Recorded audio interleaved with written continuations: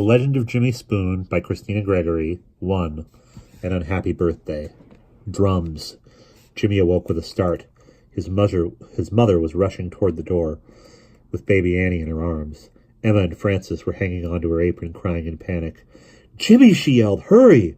No moon lit their way, and there were no torches this time. The warning drum pounded on as women and children ran through the darkness. They crowded into the log schoolhouse at the center of the fortress. "Shh," the mothers whispered, but the babies still cried. Jimmy was certain one night the arrows would stop them before they made it to safety. His family was new to Brigham Young's Mormon settlement, and every night they went to bed in fear. Would they be killed in their sleep, or would the terrible sound of drums wake them in time? To the settlers' relief, attacks by the Gossowits eventually became demands for food or supplies, and the walls of the protective fort were taken down, its wood used to build simple houses. The Shoshone and Bannock tribes migrated north and only appeared for trading. "It's cheaper to feed an Indian than to fight him," Brigham Young told Jimmy's father. "A few thousand bushels of wheat a year and whatnot should take care of him."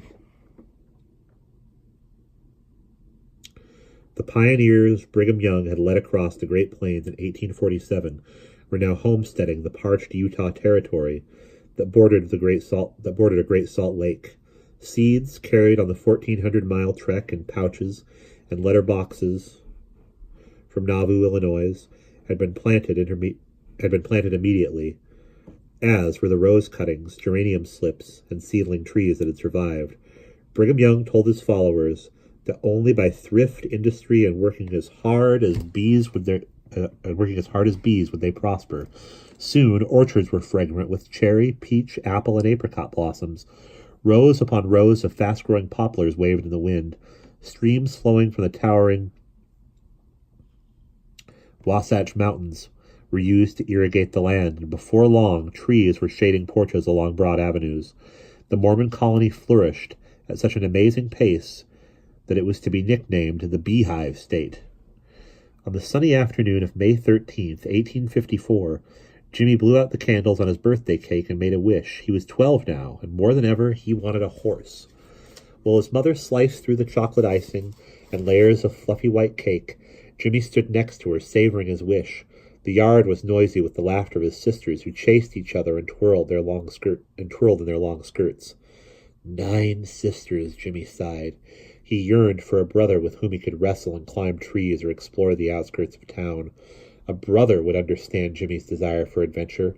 A brother would understand why Jimmy hoped his birthday present would be a horse.